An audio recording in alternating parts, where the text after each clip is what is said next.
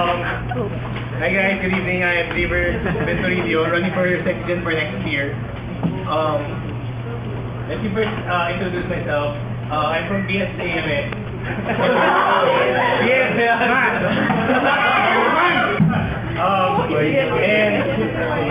And my goal for next year is to serve and enjoy and socialize with the AMS. So, on to my 3-point agenda. Kasi, technically, naging apat siya because of a special issue that I want to address in cooperation with the 50 years of AMS. So, in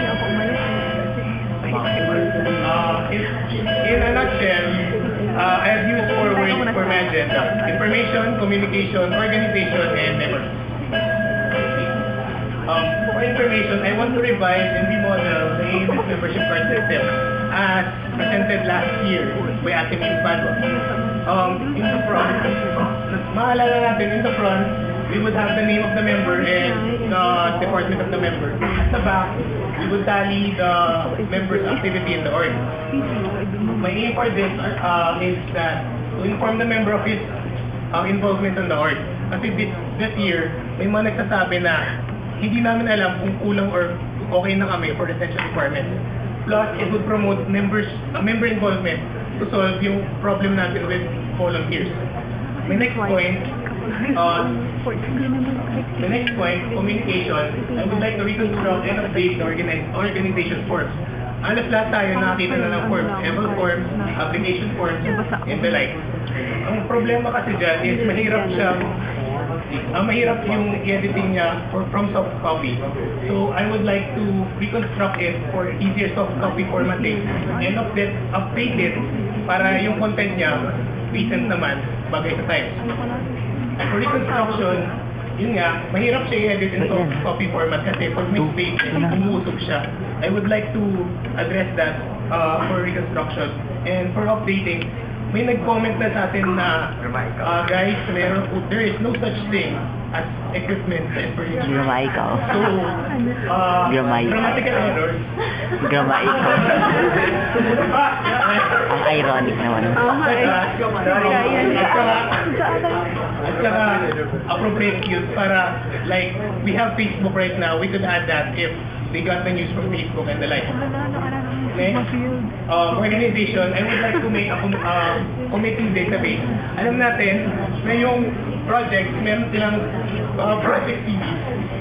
So, merong communication from project to project, from year to year. Pero, I would like to propose na gagawa tayo ng database. Oo na. Okay.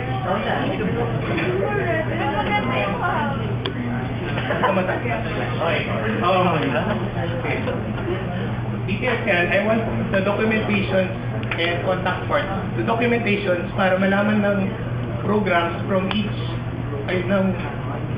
programs or log from each committee of each project kung ano yung gagawin for another project like XMAT and Fest, full meet party, and year-end. Alam natin, these are party members, party event as Rich said.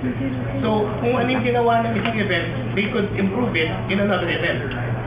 Another for contact, this would be similar to the campus supplier and mass send list of contact for school.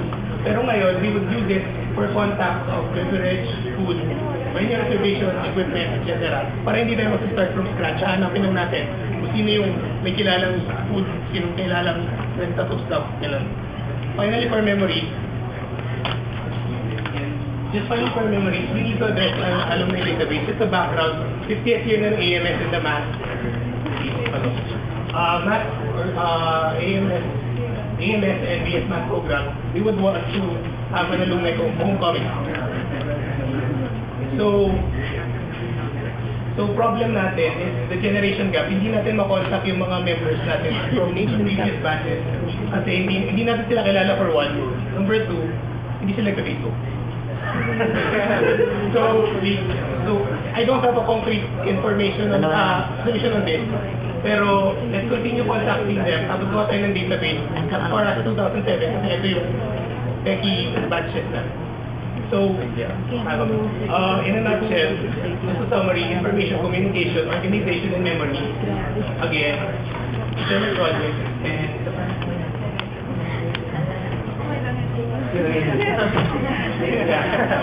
And again, I'm able to read you BS Math for A-Math,